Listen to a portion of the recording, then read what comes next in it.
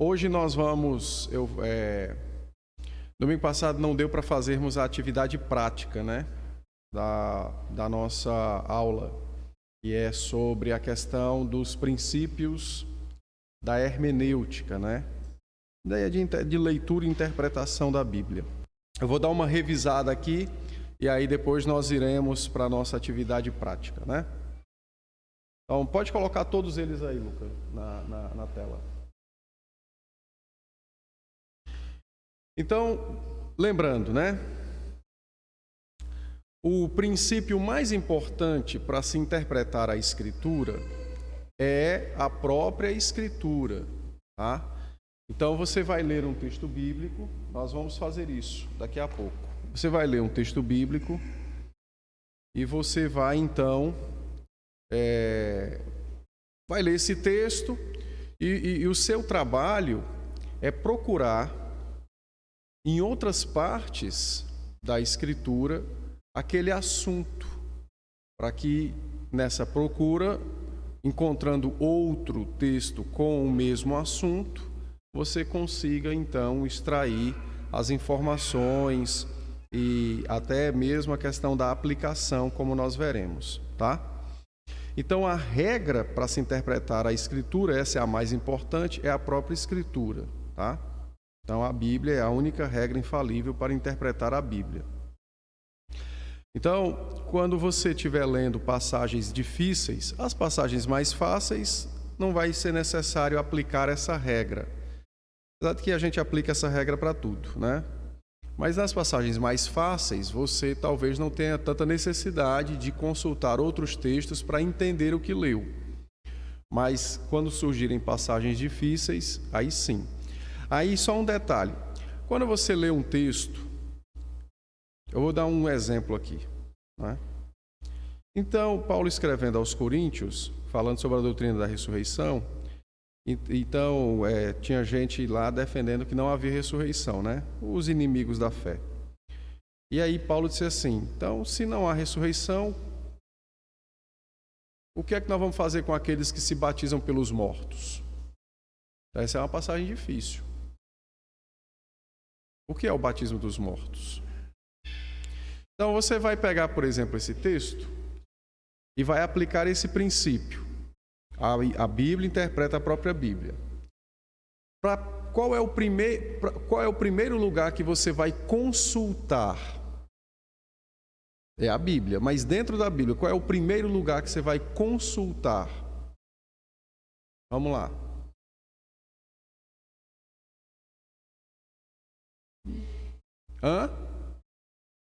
Isso, mas qual é o primeiro texto que você vai consultar, que você vai ler para tentar entender a passagem que eu estou citando de Paulo?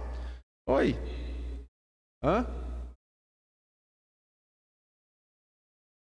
Batismo de Jesus, vamos lá. A própria Bíblia eu já citei. Dentro da Bíblia, para que lados você vai? Presta atenção, a Bíblia tem 66 livros. Você lê uma passagem difícil em 1 Coríntios 15. É um livro. Qual é o outro livro da Bíblia que você vai consultar primeiro para tentar entender o assunto?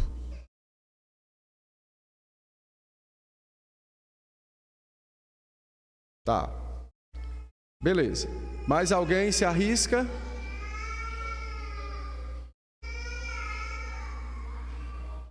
Não entendi. Como?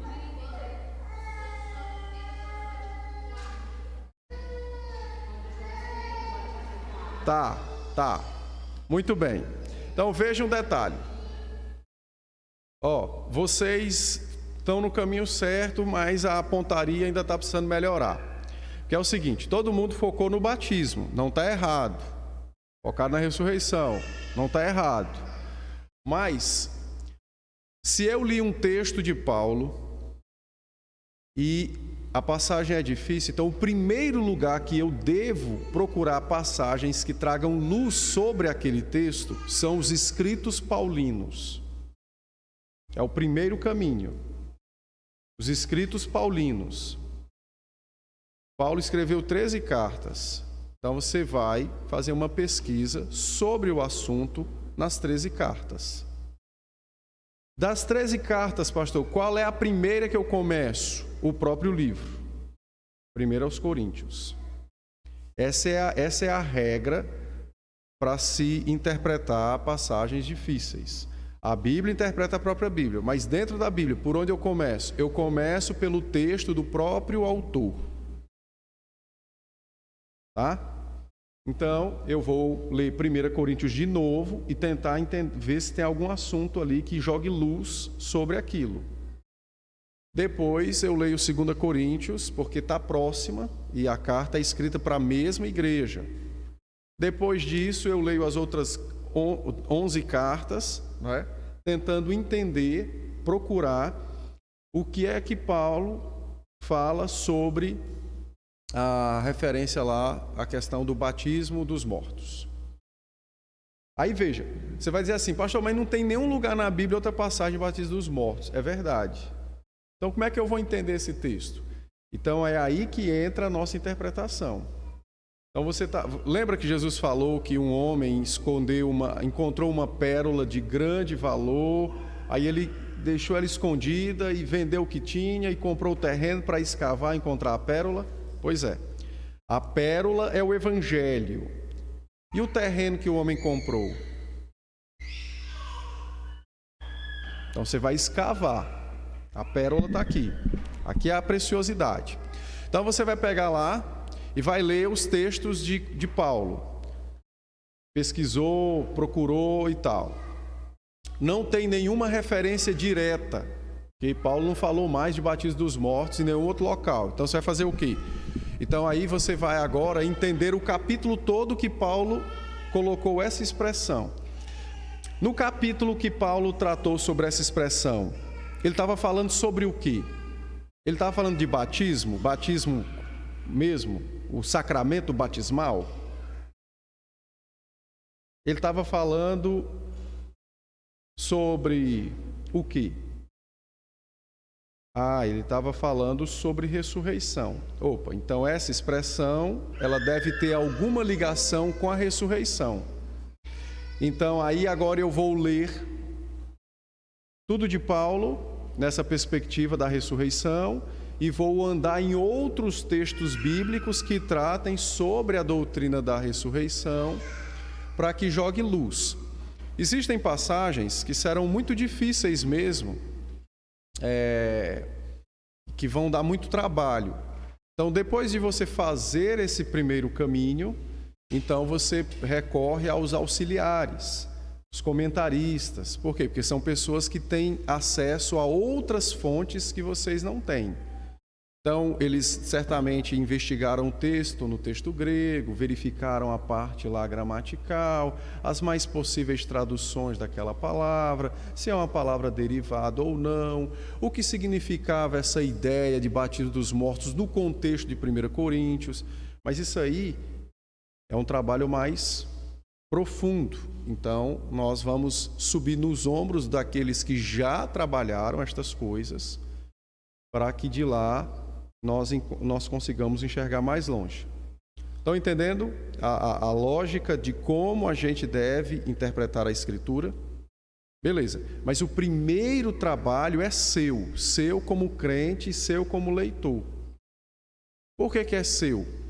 Porque você tem, da parte de Deus, o Santo Espírito, tem a palavra, e tendo as ferramentas, você vai, então, entender o texto bíblico conforme o que Deus revelou à sua igreja. O que é que eu devo fazer? Faz isso. É uma passagem difícil, então, primeiramente, procura nos escritos do próprio autor. Então, você vai lá procurar nos escritos do autor, começa pelo próprio livro onde tem a passagem difícil. Não acha nada, vai para os escritos mais distantes, mas do próprio autor. Não conseguiu nada, volta. Pode até fazer da seguinte forma: lê bem o capítulo, né? Para você tentar identificar ali contexto, início, fim de passagem e tal. Vai para o escrito do autor. vai para os outros, não conseguiu nada, então tenta interpretar o capítulo todo, ou seja, o capítulo todo está tratando de algum assunto geral. Qual é o assunto? O assunto geral é esse.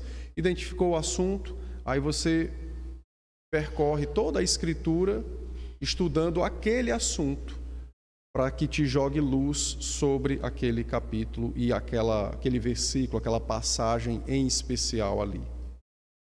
Deu para entender? Tá. Então, lógico que esse trabalho nós vamos fazer em todo o texto bíblico, mas as passagens mais difíceis serão aquelas que vão exigir de nós mais nesse trabalho. Segunda coisa, você precisa depender e orar para que o Espírito Santo ilumine a sua mente. Olha, existe um pecado muito cometido pela grande maioria dos crentes, que é esperar que as coisas caiam do céu. A única coisa que caiu do céu é aquele que tenta a nossa destruição todos os dias. Então não fique esperando que vai cair do céu as coisas para você. Não, Deus não funciona e não trabalha assim. Tá? Eu vou orar para ler, para interpretar esse texto. Aí você leu esse texto uma única vez, daqui 10 anos aí o Senhor manda uma pílula de entendimento. Puf, bate na cabeça. Entendi. Olha, isso não existe. Aí eu conheço alguém que aconteceu isso com ele. Desconfie dele e do que ele disse. Tá?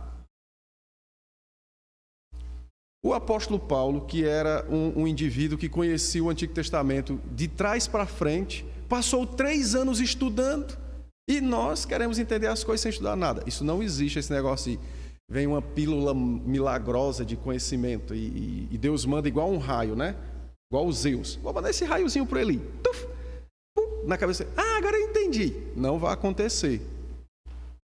Pastor, e se eu passar a vida inteira sem entender a Bíblia? Você vai morrer ignorante. Vai para o céu, mas na terra foi ignorante. Ainda bem que existe uma doutrina bíblica chamada a visão beatífica, que é o que vai corrigir isso para poder chegarmos no céu.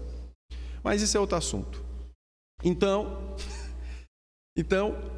leia a Escritura e estude a Escritura, tá?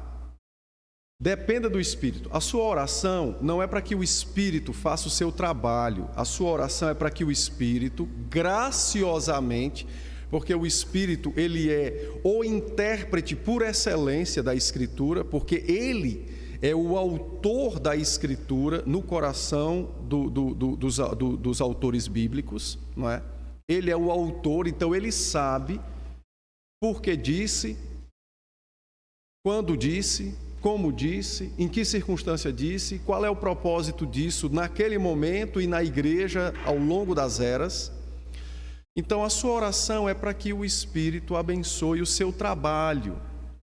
A sua oração é para que o Espírito Santo ilumine a sua mente, porque o entendimento da Escritura é uma graça do Evangelho, é uma bênção espiritual que vem a nós pela mão do Espírito, usando os instrumentos do esforço do leitor.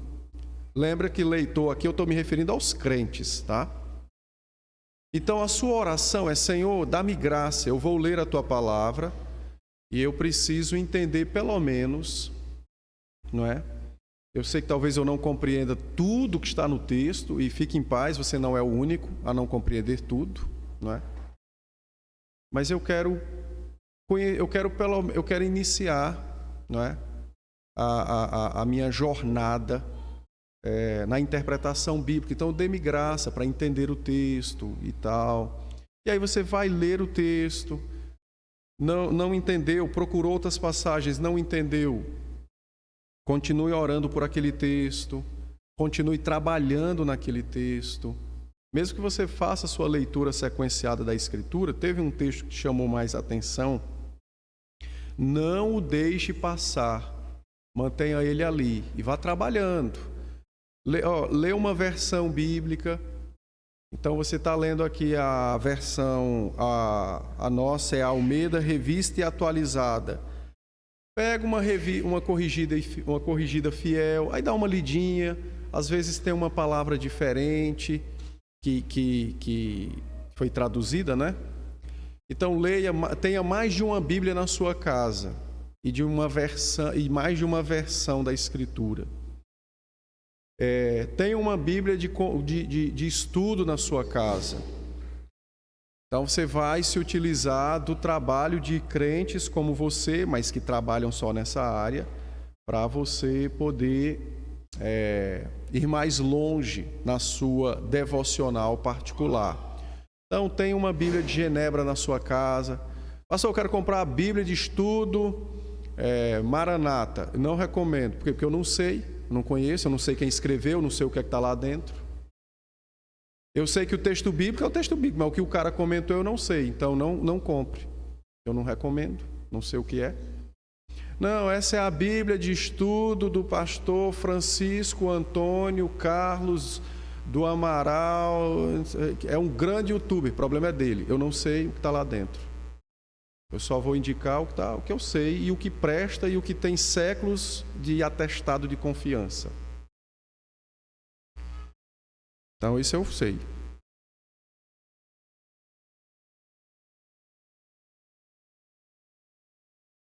Não, boa pergunta. Não é todas não. A Bianca tocou num ponto interessante. Nem toda Bíblia que tem para ser vendida é Bíblia, tá? E não se escandalize. O que é uma versão? Uma versão é a interpretação é a tradução, melhor dizendo, dos textos originais para o português, tá? Adotando-se um tipo de linguagem. Então, a revista atualizada, você vê que ela tem uma linguagem mais formal. Você pega talvez lá a Corrigida e Fiel, eles vão usar uma linguagem menos formal. Então, a versão é isso, tá? Você pega a Bíblia da Vida Nova, Bíblia século 21, então eles adotaram um português, eu não conheço direito, aqui eu estou apenas supondo, eles adotaram um português onde eles conseguem andar bem no formal e no menos formal, não no informal. Tradução dinâmica é a da 21?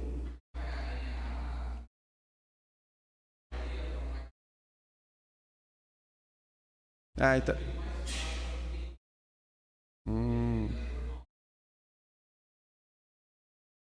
Eu não gosto muito desse negócio, não.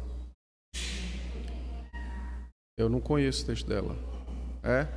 Mas ela interpreta o texto para você? Isso. Então, era isso que eu estava me referindo. Ou seja, ela preserva as palavras que não podem ser mudadas e que não têm um correlato em português. Propiciação não tem um correlato em português, é uma palavra estrangeira que está no português. Tem o sentido de cobrir, mas é o sentido. Ele não pode botar cobrir no lugar de propiciação. E em outros momentos ela usa vocábulos mais simples. Então, essas versões são boas e você deve ter uma delas aí na sua prateleira aí, tá? Agora, existe aquilo que é chamado de paráfrase. Isso não é Bíblia, tá? A paráfrase, a editora ou quem quer que fez lá, ele vai fazer a leitura dele do texto bíblico e vai escrever isso. Então, isso não é Bíblia. Então, tem uma série de Bíblias no sentido de livro, vendidas aí, que não é de fato a palavra de Deus e talvez nem contenha. Porque aí é onde entra essa questão de paráfrases e etc. Tá? Então, a versão é isso. Você deve ter mais de uma versão exatamente pela questão da linguagem. Então, eu não gosto, mas eu não posso dizer algo só porque eu não gosto. Eu tenho mais de uma versão, mas eu já me habituei a ler sempre em uma, então não gosto de estar lendo em outras. Mas, quando eu vou estudar um texto, tanto para pregar, quanto é algo que é um texto que reclama mais trabalho, eu preciso verificar possíveis traduções do texto bíblico, tá?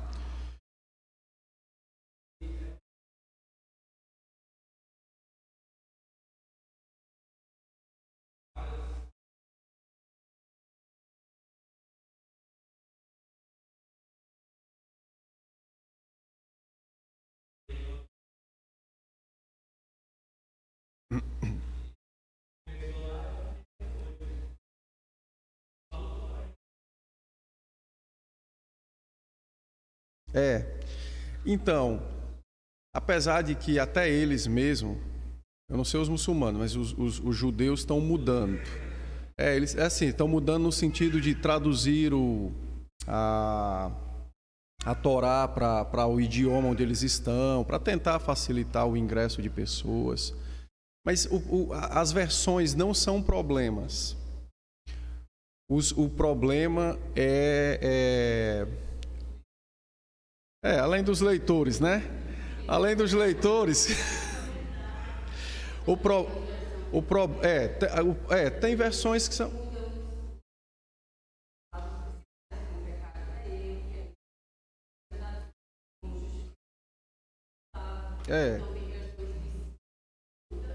Não, mas deixa eu explicar.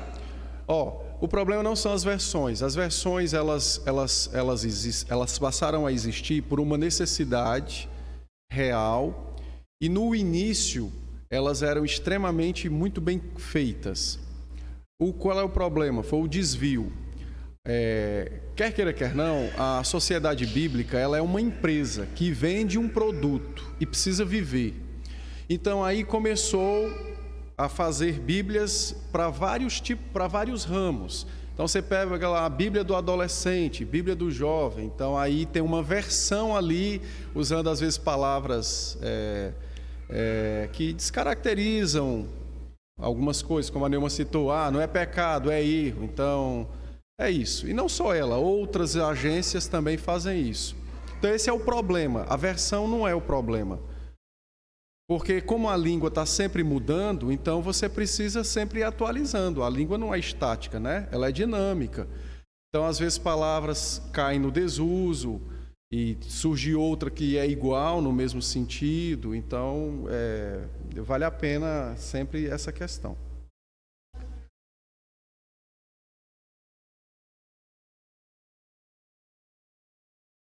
Fizeram.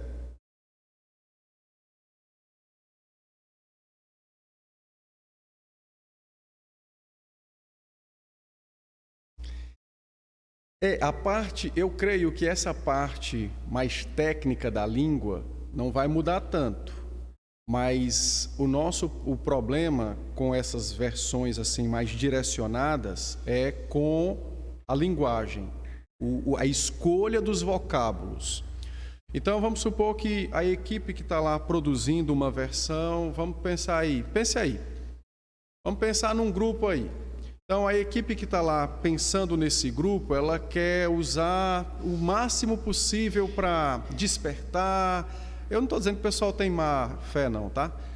Mas quer despertar, agradar. Então, ele vai tentar usar palavras que não choquem, né? Segundo eles, ou palavras que não dê trabalho, não precise, por exemplo, pesquisar num dicionário, porque, quer queira, quer não, nós estamos vivendo um período de idiotização, né?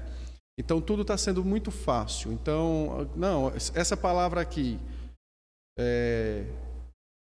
digamos, a comissão se reúne e vai usar uma palavra lá. Essa palavra aqui, vocês acham que 50% do nosso grupo-alvo, eles conhecem essa palavra de forma fácil? Não, conhece outra.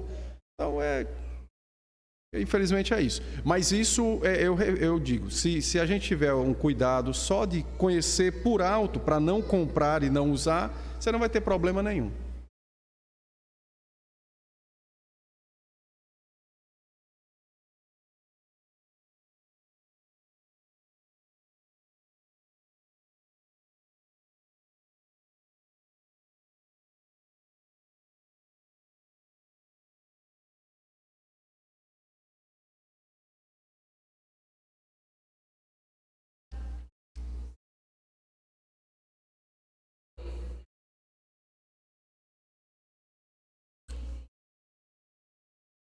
Tá, só um detalhe. A Bíblia do Jeová não é a Bíblia, tá? Tem o título, o nome e tal, mas ela não é a palavra de Deus. Os testemunhos de Jeová, eles para sustentarem suas heresias, eles suprimiram partes bíblicas e adulteraram textos bíblicos. Adulteraram, inclusive, fazendo assim. Adulteraram tanto na tradução deles, não é? Como em textos gregos que eles possuem. Então, acho que eles não possuem, não. Mas houve uma adulteração desses textos. No caso que a Efigênia falou, é porque eles sustentam, não é, que Cristo não morreu na cruz, morreu na estaca, porque a cruz romana não era como nós conhecemos, porque isso aí é de catolicismo.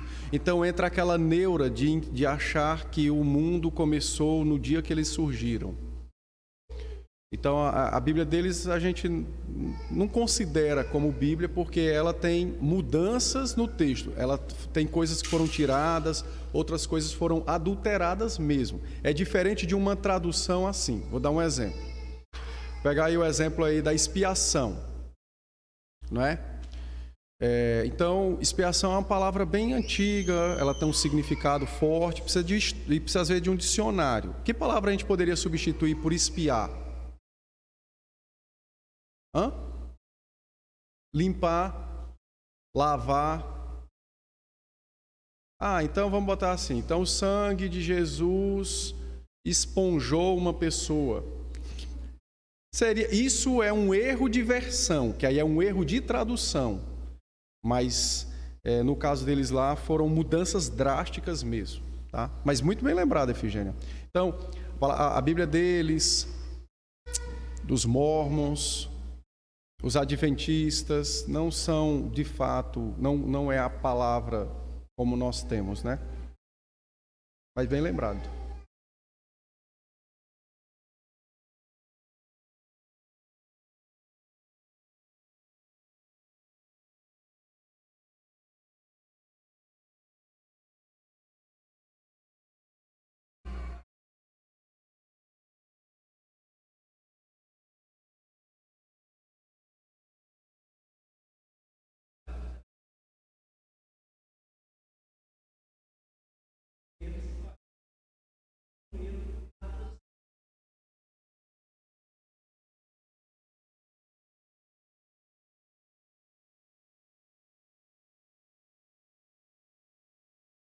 Mas espera aí, mais de uma coisa. A Bíblia que o pessoal usa na congregação é da Sociedade Bíblica do Brasil?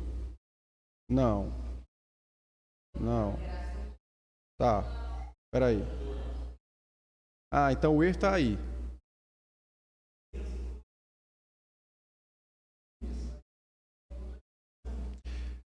Tá.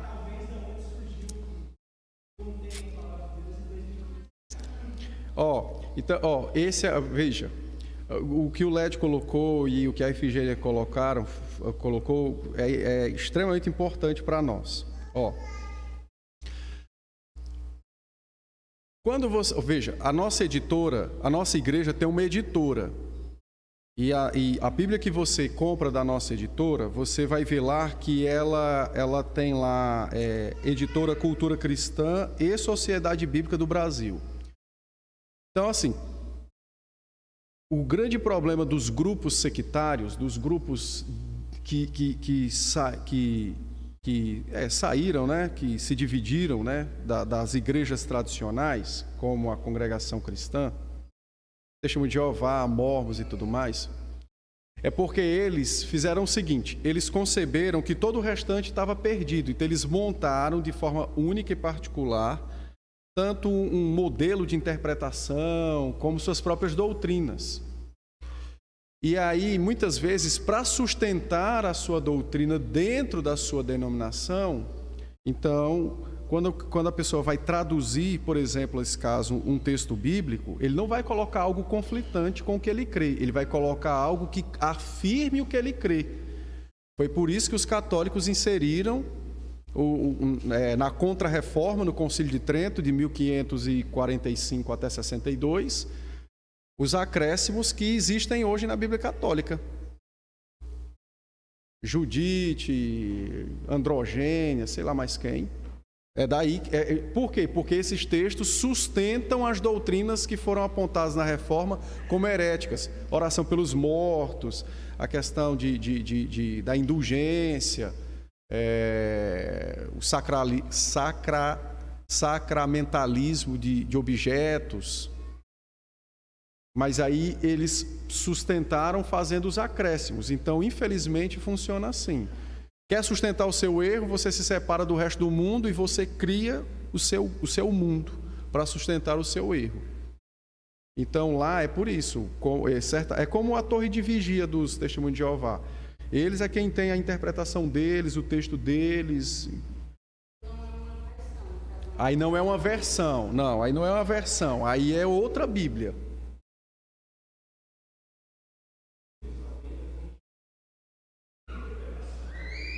Mas a Almeida Corrigida não tem esse texto.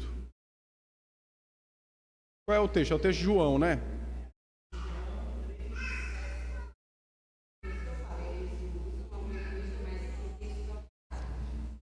Não. Não, se eles usam a Almeida Corrigida, eles usam a Sociedade Bíblica. É por isso que eu estou perguntando se lá eles têm a própria...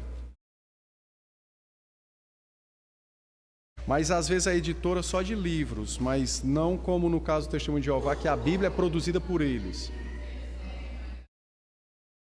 Ah, lá não tem livros, né? É, foi mal. Qual é o texto? Qual é o texto?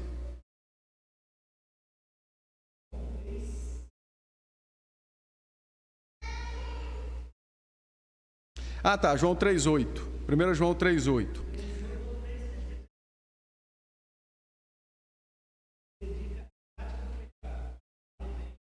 Todo aquele que permanece. Tá, vamos lá. Todo aquele que permanece nele não vive pecando. Todo aquele que vive pecando não o viu nem o conhece. João 3, 1 João 3,6. Aí 7,8. Filhinhos, não vos deixeis enganar por ninguém. Aquele que pratica a justiça é justo, assim como ele é justo. Aquele que pratica o pecado procede do diabo, porque o diabo vive pecando desde o princípio. Para isto se manifestou o Filho de Deus, para destruir as obras do diabo. Esse é o texto. Ah, tá. Não, aqui está correto.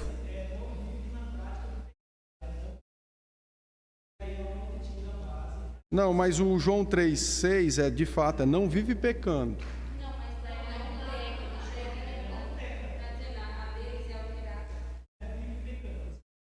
Lá é não peca. Certo, eu entendi. Não, mas então tem que ver aí. Deve ter algum problema aí.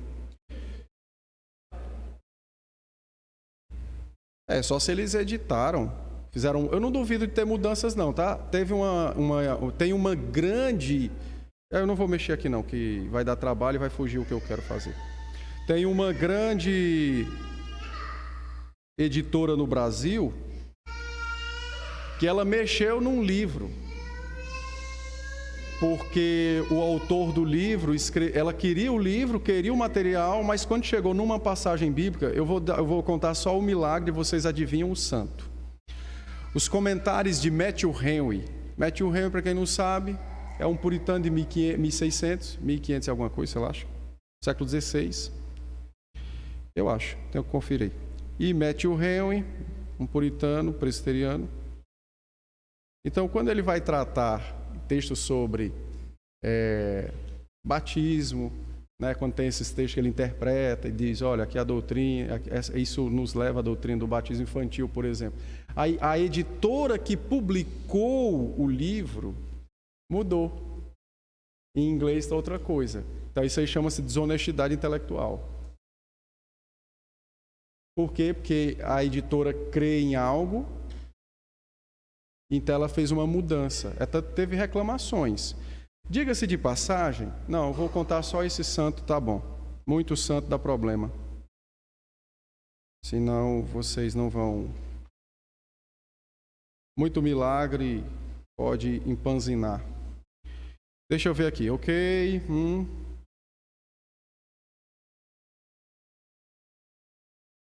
Tá. Não. Respeita, menor permanecendo. Mas por que ele está colocando aqui? Então?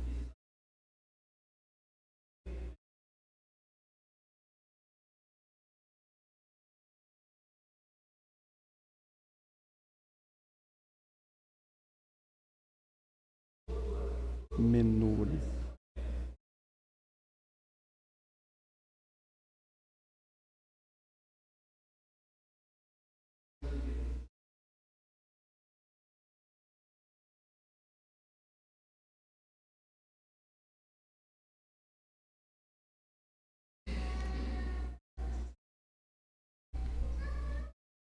Tá aqui o texto. A Marta Nuno.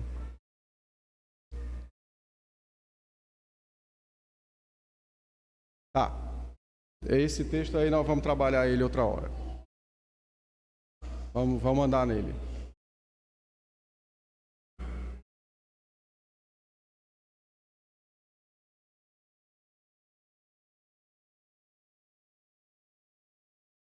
João Ferreira de Almeida foi o tradutor, tá?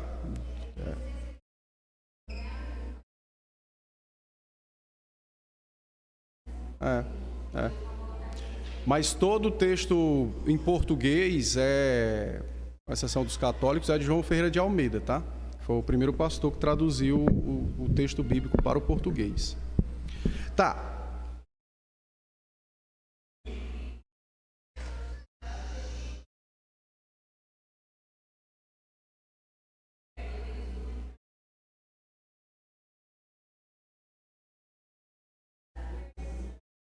Não tem problema. Isso mesmo. É que podem... os comentários não são ruins, mas por que eu digo para vocês? A gente precisa conhecer o comentarista, saber de que denominação ele o que é que ele crê. Não tem ninguém neutro. Eu não sou neutro. Então, assim, você não pode pegar uma Bíblia com um comentário de alguém e achar, olha, ele vai comentar o texto bíblico sem nenhum tipo de posicionamento. Isso não existe. Então, a questão é saber quem comenta. Por exemplo, assim, tem pessoas que são excelentes teólogos, mas tem uma falha em algum ponto da teologia. Então, a gente usa tudo que for bom. No lugar que for ruim, você liga o alerta e salta. Tem que saber. Mas assim, eu estou querendo só mostrar que ninguém anda jogando fora o trabalho de ninguém. Só tem que se conhecer quem é a pessoa, qual é a sua linha teológica,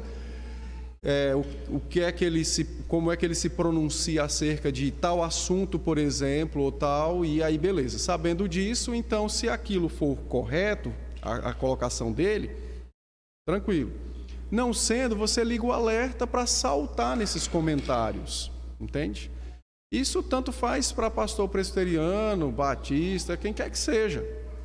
O fiel da balança são os símbolos de fé. Para a gente saber o que é verdadeiro ou não, são os documentos doutrinários, símbolos de fé, o credo apostólico. Esses são os fiéis, esse é o fiel da balança, tá? Então, por isso que vocês devem ler a Bíblia conhecendo os símbolos de fé, porque é isso aí que vai dar o norte para saber quando alguém está mais para cá ou mais para lá. Mas nós retornaremos a isso no futuro. Pedro, faça o favor para mim. Distribua uma caneta e uma folhinha dessas para cada uma das famílias que estão aqui. Nosso tempo já foi embora. Enquanto o Pedro distribui, eu vou finalizar rapidinho a nossa recapitulação. Alguém tem mais alguma pergunta? Não, né? Manda.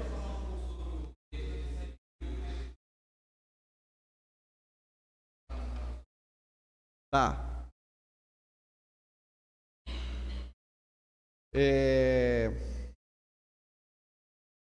A pergunta do Kaique é o seguinte. Eu precisaria ter aqui para dar uma demonstração. Isso aqui o que ele está falando está na área de manuscritologia, tá? Dos manuscritos. Então, o Novo Testamento, ele tem nós temos mais de 15 mil cópias do Novo Testamento, mais de 5 mil em grego, umas 3 mil, sei lá, em latim. tem a Peshitta siríaca. Então, tem uma enormidade. Tem manuscritos, que são pedaços, né, de algum texto bíblico, e etc. Então, a ideia do texto recebido... Tá, aí, por volta do século V, Jerônimo está no século V, né? Quem estudou História do Tempo? Cadê o pessoal? Ele é de 400, né? Então, Jerônimo está no século V, então o Papa da época encomendou uma versão. Essa é a primeira versão. Não, não é a primeira, né? Que a primeira é a Septuaginta. Mas ele encomendou uma versão do texto bíblico na língua latina. Então, Jerônimo traduziu do hebraico e do grego para o latim, Antigo e Novo Testamento. É tanto que a gente consulta a Vulgata, ela é um livro não apenas no caráter histórico, mas também linguístico, né? E com a Vulgata e a declaração da Igreja de que a língua latina era a língua sagrada, então o grego e o hebraico eles vão ficando meio adormecidos. O texto bíblico, né? Na Reforma, então surge o despertamento para voltar às letras clássicas, né, os idiomas clássicos, grego e hebraico. Todo mundo conhecia bem o latim. Então vai se compilar o texto bíblico, né, a partir dos manuscritos mais próximos, que era o que tinha-se mais acesso, mais próximos da Reforma. Os manuscritos do século X, século XI, IX. Então, esses manuscritos que estavam disponíveis para consulta. Então, vai se formar esse texto, especialmente do texto do Novo Testamento. E essa é a Bíblia da Reforma. É chamado texto receptus, que é o texto recebido. Depois, já no século XIX, 1800, então começam as descobertas arqueológicas e tal, e aí começaram a achar fragmentos de textos bíblicos, reportando datas mais antigas. Então é aí que vai surgir aquilo que hoje é conhecido como texto crítico. Por que é o texto crítico? Porque ele faz o confronto entre os textos para ver qual é a melhor leitura. Aí tem os critérios, né, para se adotar quais são os melhores textos, qual é a melhor leitura. Então, isso aí é um trabalho técnico de manuscritologia. Então, em linhas gerais, seria isso: o texto recebido e o texto crítico. As nossas Bíblias são traduzidas a partir do texto crítico, mas tem a Sociedade Bíblica Trinitariana, que ela tem a versão em português do texto receptus, que é muito boa, diga-se de passagem. Não tem muitas diferenças, mas para o âmbito acadêmico, se uma vírgula estiver para cima, pode ser um tio, e se estiver para baixo, pode ser vírgula, então é que entra essas questões. Muito bem, então, falado sobre a oração, sobre a regra principal, o terceiro são os itens que eu já mencionei, né? As nossas convicções teológicas, comentários, dicionários, manuais, etc.